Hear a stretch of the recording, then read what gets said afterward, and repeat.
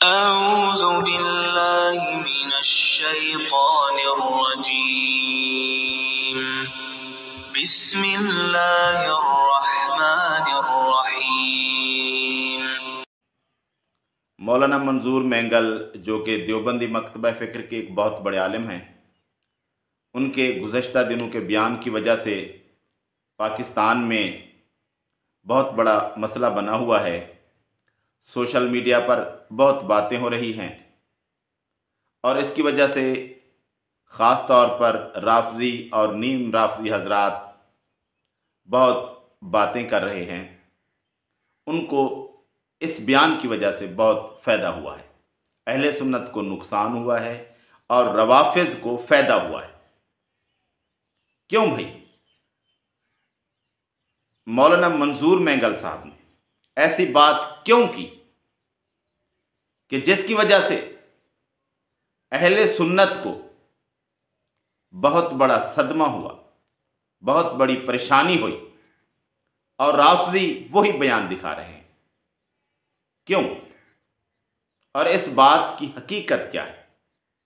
منظور مینگل صاحب ویسے تو صحابہ سے محبت کا دعویٰ کرتے ہیں، لیکن یہ کیا بات کرتی؟ تو اس بات پر غور کرتے ہیں کہ بات انہوں نے کیا کی۔ یہ تو ویڈیو جو لوگ سوشل میڈیا پر موجود ہیں، دیکھتے ہیں علماء کی تقاریر کو، ویڈیوز کو، انہوں نے دیکھی ہوئی ہے، اور بیان ایسا کہ جو شخص بھی پہلی دفعہ سنتا ہے اسے یہی لگتا ہے کہ یہ عثمان رضی اللہ تعالیٰ عنہ کی شان میں گستاخی ہے۔ اور عثمان رضی اللہ تعالیٰ عنہ کون ہیں؟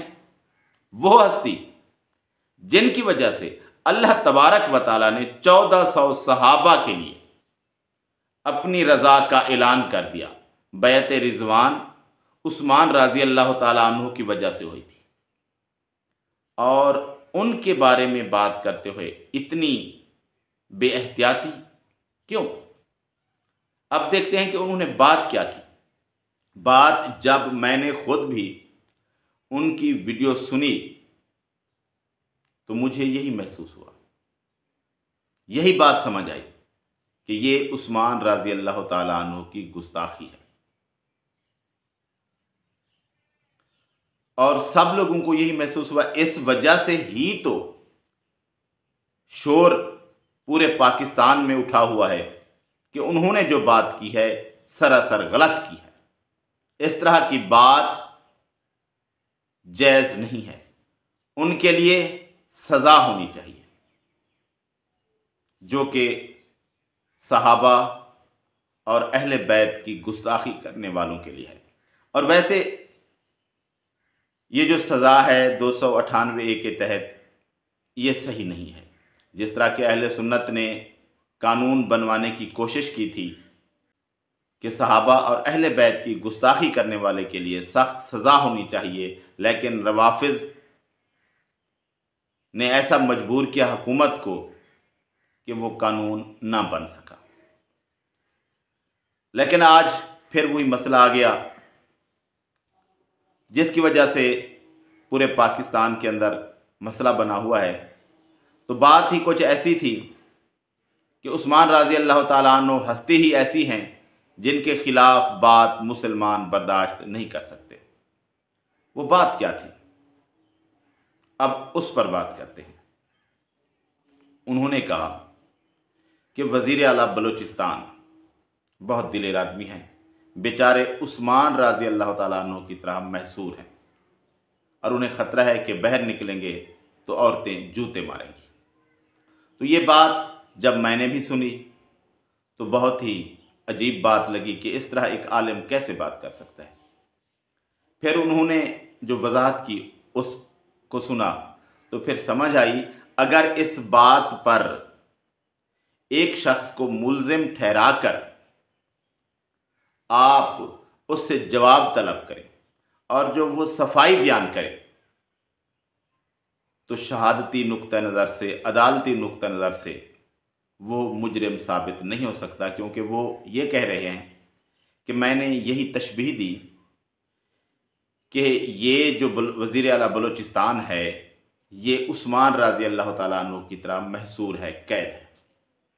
تو یہ بات تو حقیقت ہے کہ عثمان رضی اللہ تعالیٰ عنہ محصور تھے، بلوچستان کے وزیر اعلیٰ کو وہ تو الگ بات ہے۔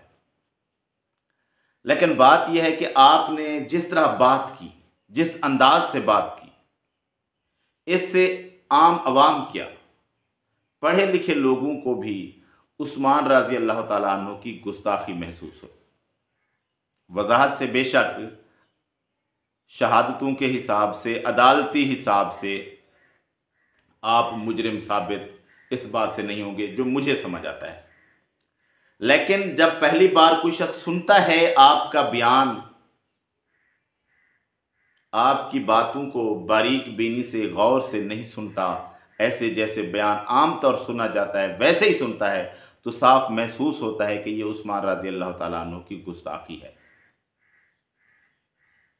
تو ایک عالم کو یہ زیب نہیں دیتا کہ اس طرح کی بات کرے جو کہ صحابہ کی شان میں گستاخی محسوس ہو۔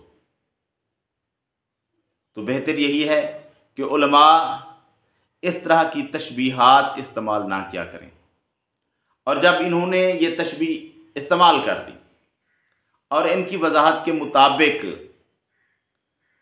یہی صاف نظر آتا ہے کہ یہ قانونی نقطہ نظر سے، یا جس طرح کے ملزم کو یہ اختیار ہوتا ہے شرعی طور پر بھی کہ وہ اپنی بات کی وضاحت کرے، تو وضاحت سے یہ بات واضح ہو جاتی ہے کہ یہ وضاحت کے نقطہ نظر سے گستاخی نہیں بنتی، لیکن سننے کے حساب سے پورے پاکستان کو یہی محسوس ہوا کہ یہ گستاخی ہے۔ تو پھر کیا ہے؟ تو پھر میں تو یہی کہوں گا کہ یہ اہل سنت جو کہ صحابہ کے حبدار ہیں، ان کے لیے مسئلہ بنا دیا ہے مینگل صاحب نے، کہ جب بھی کوئی رافضی، نیم رافضی بات کرتا ہے تو وہ اسی طرح کی باتیں کہتا ہے کہ اہل سنت نے بھی تو کی ہیں باتیں۔ وضاحت کو کوئی نہیں دیکھتا، تشبیہات کو کوئی نہیں دیکھتا، جو بات سامنے محسوس ہوتی ہے اسی کو دیکھا جاتا ہے۔ تو منظور مینگل صاحب وضاحت اس طرح نہ دیں جس طرح کہ انہوں نے دی ہے، سپاہ صحابہ والوں کو وضاحت دے دی، اس طرح کی وضاحت کسی کھاتے کی نہیں ہوتی۔ وضاحت پوری نیشنل چینل پر کسی پر دیں، پوری وضاحت بھی دیں کہ یہ گستاخی نہیں ہے، تشبیہ تھی اور مجھے یہ نہیں کرنا چاہیے تھا، کیونکہ جس طرح میں نے بیان دیا ہے یہ محسوس ہوتا ہے کہ عثمان رضی اللہ تعالیٰ عنہ کی گستاخی ہے، اور قوم سے معافی مانگنی چاہیے کہ اس طرح کی تشبیہ میں نے استعمال کی ہے جس سے محسوس ہوتا ہے کہ یہ صحابی کی گستاخی ہے۔ بے شک وہ صحابہ کا دفاع کرنے والے ہیں، یہ بات معلوم ہے، اور ان کی وضاحت سے بھی یہی معلوم ہوتا ہے کہ ان الفاظ کے اندر گستاخی نہیں ہے وضاحت سے بیان کرنے پر، لیکن جب ایسے سنا جائے تو یہی محسوس ہوتا ہے۔ تو اس لیے بہتر ہے کہ اہل سنت کے مدعا کو بچانے کے لیے، اہل سنت کے صحابہ کے دفاع کے کاز کی بہتری کے لیے اس بیان کو مینگل صاحب کسی نیشنل ٹی وی چینل پر وضاحت سے بیان کریں، اور وضاحت بھی ایسی جو عوام کو سمجھ ہے، علماء کے لیے نہیں، عوام کے لیے عوامی وضاحت دیں، اور ایسے اس الفاظ استعمال کرنے کی وجہ سے جو حقیقت میں بے شک گستاخی نہیں ہے لیکن محسوس یہی ہوتا ہے کہ گستاخی ہے، تو عوام سے معذرت کریں کہ یہ میری بات جو تھی، بے احتیاطی جو تھی، اس پر معذرت میں کرتا ہوں، اور آگے سے سب علماء اس طرح کی بات سے احتیاط کیا کریں کہ جس سے بے شک وہ گستاخی کے الفاظ نہیں ہوتے لیکن محسوس جن سے یہی ہوتا ہے اس سے بھی اجتناب کرنا چاہیے،